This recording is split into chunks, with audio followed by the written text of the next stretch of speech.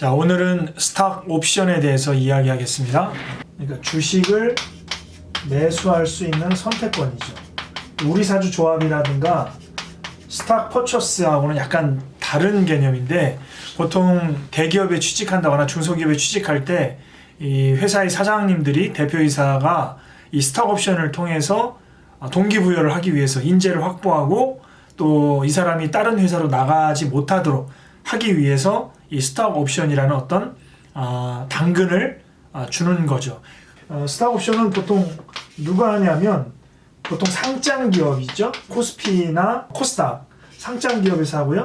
비상장 기업도 있죠. 비상장 기업. 비상장 기업에는 보통 벤처업에 따라서 구분이 되는 벤처 기업이 있고, 벤처 기업이 아닌 그냥 일반 기업이 있죠. 스타트업들, 일반 기업. 스타트업이라고 하는 얘기를 많이 하죠. 스타트업.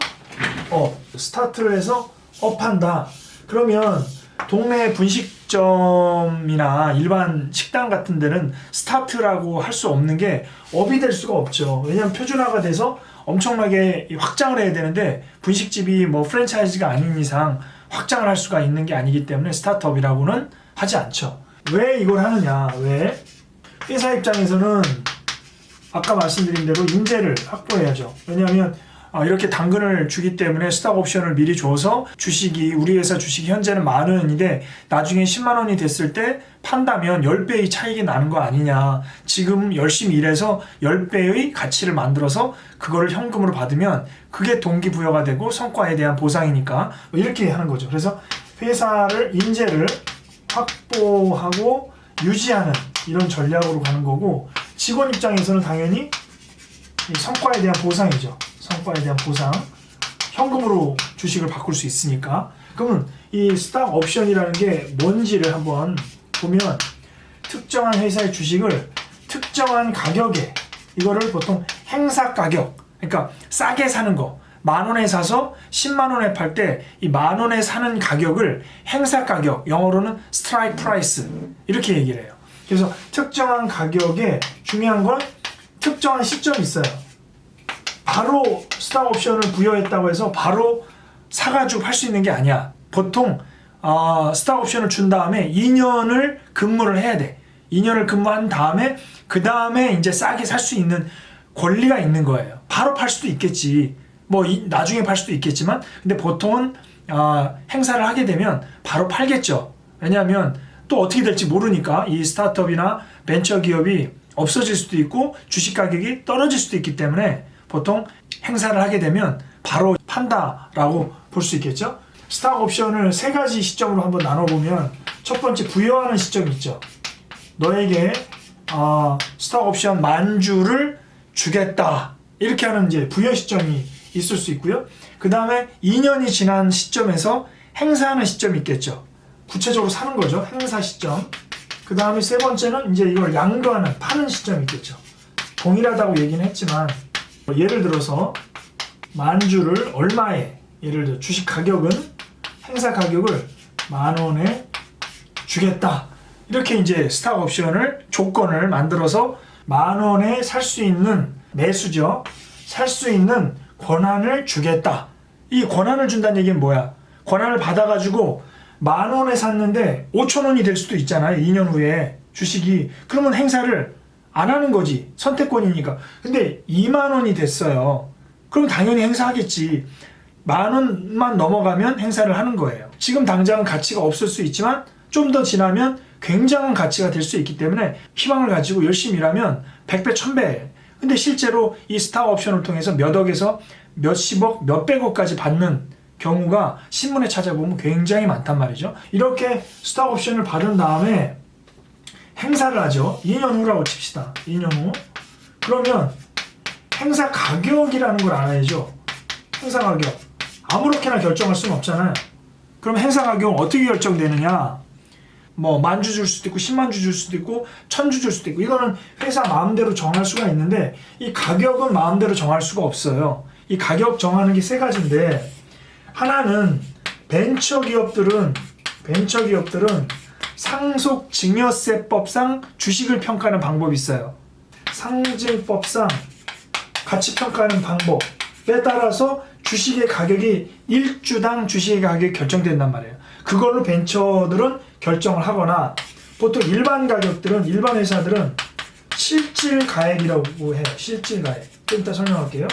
또는 권면가액이라고 해서 권면가액, 액면가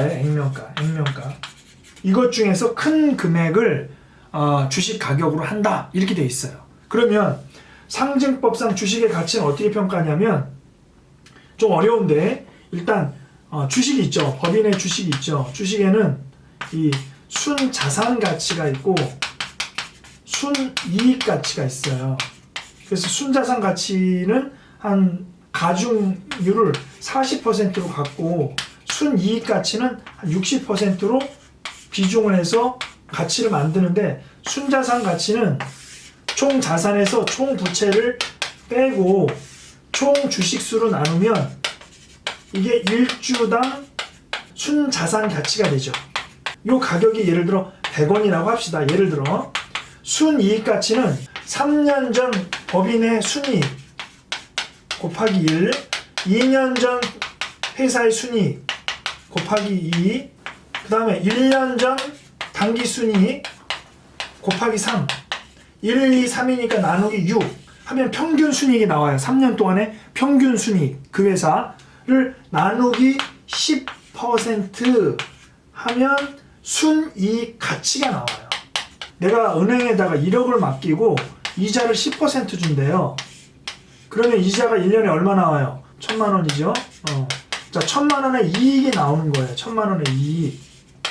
이 곱하기 10%를 넘기면 어떻게 돼요? 나누기 10%가 되죠.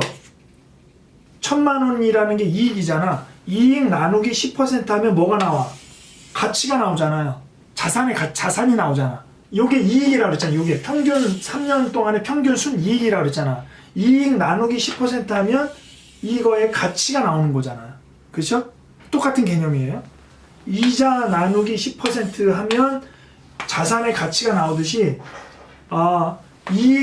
평균 이익 나누기 10% 하면 순이익 가치가 나오는 거예요. 순이익 가치 더하기 1주당 순자산 가치 하면 총 1주당 가격이 나오는 거지.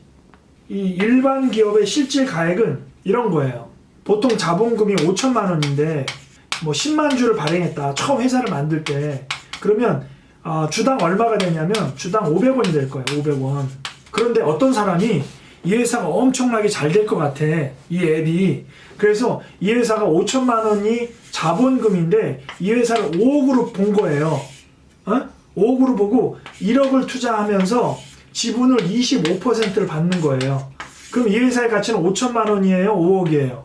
5억이지. 그러면 5억인데 회사의 가치가 5천에서 갑자기 5억이 됐는데 주식수는 10만 주가 있잖아. 그렇죠? 그러니까 5억을 10만 주로 나누면 이 회사의 가격은 500원이 아니라 5,000원이 되는 거예요. 그죠? 이게 실질 가액이라는 거예요. 실질 가액. 그럼 권면가액은 얼마야? 500원 이렇게 되는 거예요. 이렇게 세 가지 기준으로 행사 가격을 결정하는데 2년 전에 상증법상 가치로 평가해가지고 예를 들어 아까 5,000원이라고 합시다. 5,000원인데 2년 딱 지나니까 회사의 가격이 10,000원이 됐어요. 그럼 2배고 예를 들어 5만 원이면 10배 되는 거잖아요. 그렇게 해서 싸게 사서 비싸게 파는. 근데 만약에 행사를 하려고 하는데 회사가 망했어요. 아니 회사의 주식 가격이 떨어졌어 오히려. 그럼 행사 안 한다고 그랬죠.